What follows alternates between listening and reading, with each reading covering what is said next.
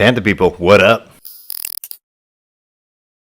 What's going on? You're watching Panthers Post with Phil Perkins. Thanks for joining. If you're new here, firstly, Merry Christmas, Happy Hanukkah, Happy Kwanzaa, and here in Canada, it's Happy Boxing Day. I believe in the UK, it's Boxing Day as well, the day after Christmas.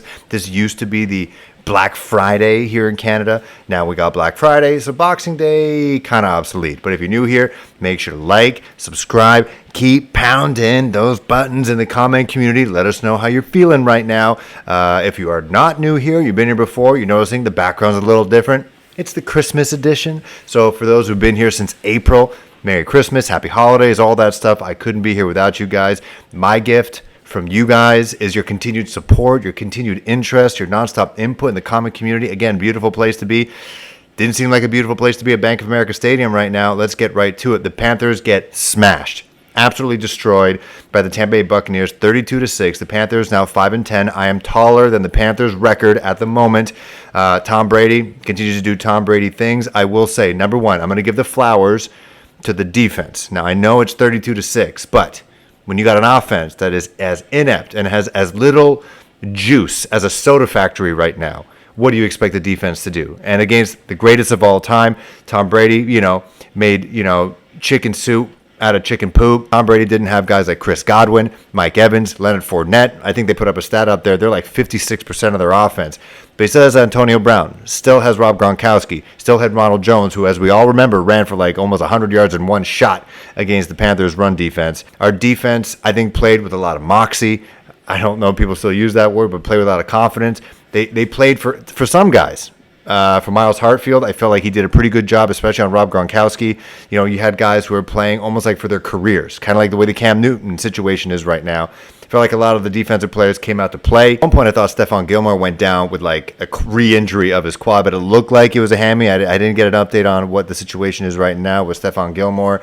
But you got to assume for guys like him, Hassan Reddick, it seems like from both their camps, you got Hassan Reddick himself saying that he loves Charlotte. He loves being with the Carolina Panthers. Obviously, he's playing ball right now, so you can't really, pick up too much what he's putting down at the moment because he is in a contract year. Then you got Stephon Gilmore. His wife is saying she's never going to leave Charlotte. She doesn't have to leave Charlotte. She could live here, and then he can play wherever he wants.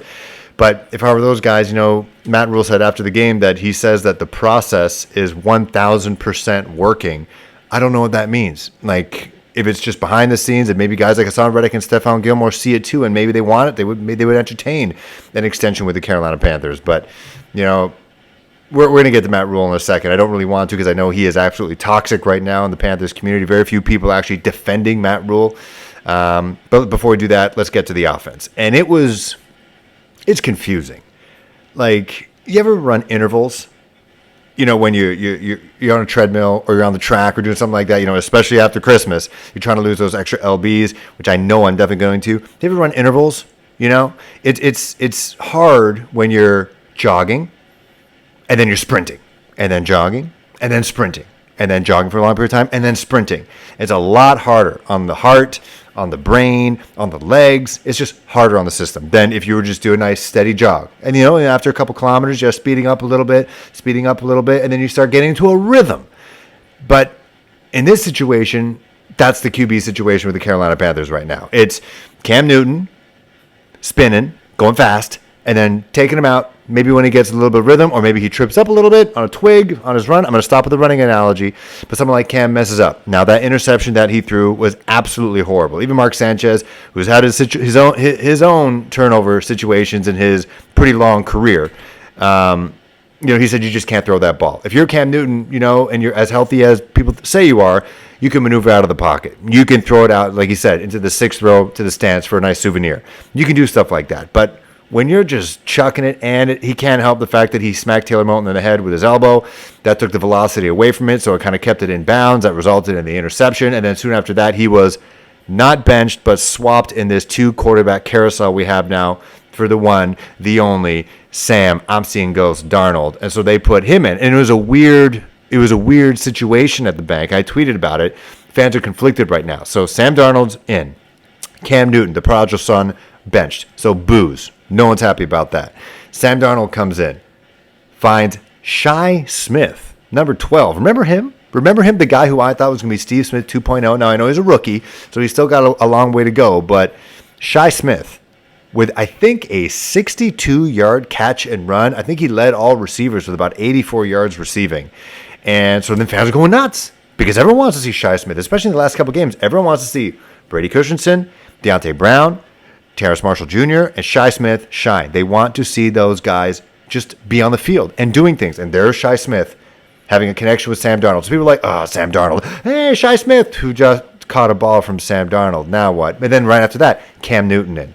No touchdown. And so what I'm saying is if you're a Cam or if you're a Sam, and I know Sam saw the rest of the game really in the second half, it's hard if you're anybody, especially if you're a quarterback. And I know for a fact as a running back, because I played running back, if you can't get a rhythm, if you always feel like you're going to get pulled, especially for someone who's been on IR with a broken frickin' shoulder, it's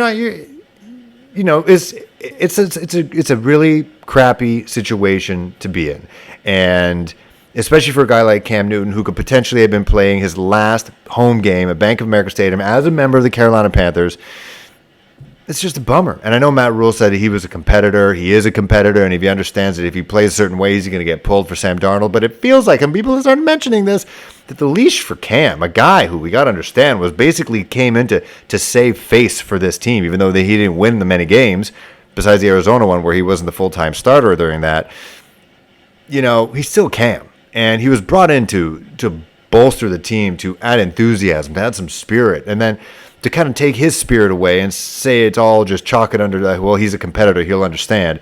Well, let him freaking compete. If he's a competitor, let him compete. Don't let him, make a mistake and then you not punish him, but, you're reading the game or you got your game plan and you put in Sam Darnold, and then, okay, now things are going good, let's put Cam back out there. It's sad. It's sad for fans in the stands who are watching Cam being treated this way, and it's sad for Cam because, bro, the guy built that stadium.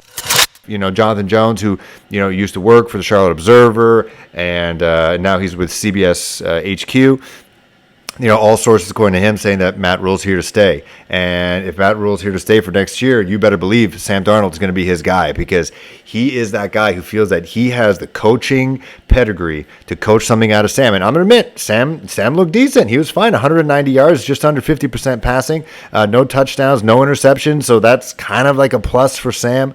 But Cam didn't play awful either. If you gave that guy a little bit more time in the game, instead of just pulling in and out the rest of the second half, he led the team in rushing with 45 yards. He wasn't awful. He had that one bad interception, but guess what? That's what Sam Darnold is known for. He has an insane amount of interceptions. And so I just think if Matt Rhule's the guy next year, you better believe Sam Darnold's the guy as well. All these articles that we're seeing about, the Panthers trading next year's, or as in 2023, third-round pick to the San Francisco 49ers for Jimmy Garoppolo, or trading next year's seventh-round pick for Jordan Love to the Green Bay Packers or something like that. It's not happening. Sam Darnold's going to be the guy next year, because if Matt's there, it seems like he's putting every single protection out there for Sam. He pulled him in the Atlanta game. He didn't want to embarrass him.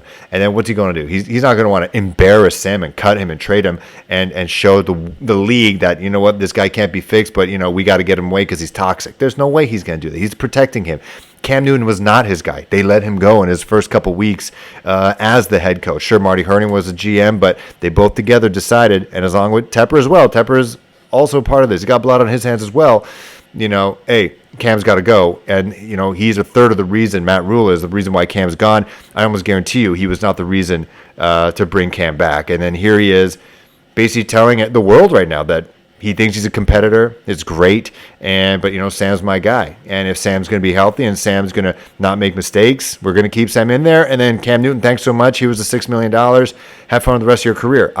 All those scenarios of Cam coming back and then nurturing a rookie, whether it's, Kenny Pickett or Carson Strong or Malik Willis or Sam Howell, I just don't think it's going to happen if it's going to be Matt Rhule next year. And definitely seemed like the fans, after looking at the scoreboard and just seeing how inept that offense was, and also the two quarterback system, which is just clearly wasn't working because it does not like it translated into points. It didn't translate into points. Fans not happy. Fire Matt Rhule, from what I heard on the TV, what I read on Twitter, was just echoing through the bank. And that's what the fans want. And Dave Tepper's there, and he's watching, and he's listening, and he's feeling it. And for what I'm seeing on Twitter, I'm trying to get off Twitter because I'm off for a week from my day job. it's just toxic. It's a toxic situation right now. So if you think you're going to throw out Matt Rhule, Sam Darnold, all into a wall and hope it sticks in 2022, 2023, I don't know how many fans are going to stick their butts into seats to watch that yet again and hope that this process is working out. And again, JJ from CBS, Jonathan Jones, was saying how, the executives say that, Matt Rhule's here to stay. And I tweeted this, that maybe this is all just smoke and mirrors. It could just be something in a situation where they have to say, look, we're not looking for a head coach right now. Because if they say, okay, we're looking for a coach. So now you got the Raiders, you got maybe the Broncos, and you got, who do you got? Maybe Seattle Seahawks, who are playing right now against the Chicago Bears. You got the Chicago Bears.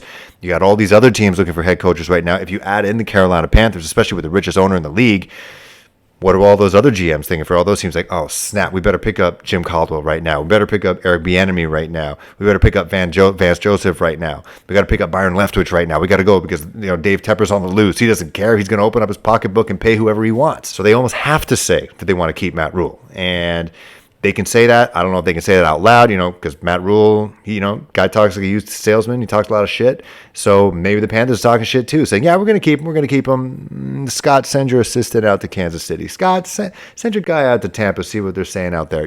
Hey, go to Jim Caldwell's house. Is he still living in Indianapolis? Is he living in Detroit? Let's see what they're saying right now.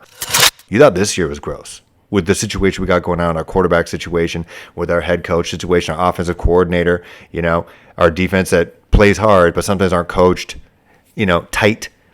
Next season, the Panthers will take on the Seattle Seahawks. We're in a rebuild situation, but they're also taking on the NFC North, the AFC North, and the AFC West.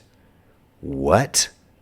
Guys, it could be another rough season if the situation doesn't get better on the coaching side, on the quarterback side. Because right now, even when they do two quarterback system, it's not generating any offense right now, and that's what you need. And I understand, and this is another situation where you put two quarterbacks in and they still can't get protection from the line. You have to build on that line. I will say, though, in Matt Rhule's defense, I know it sounds weird, but there's one point where I was counting Cam and how long it took him to let go of the damn ball. It was literally like 4 Mississippis. Christmas tree behind me, kids' gifts, stockings. I'm not going to let it get me down. I hope it doesn't get you down. Make sure to spread the word. I got a goal of 2,000 subscribers by the end of this year. So 3 more games. 2 more games. Got Saints, and then we got another Tampa Bay game in Florida. So if I can gain, I'm at like 1,700 subscribers right now. If I can get 150 each week, then I'm happy. And then you guys are happy because I'm happy. So that's it. That's my reaction to this. I appreciate you guys. Have a great holiday. Make sure to like, subscribe, spread the word. Have a great holiday. See you midweek.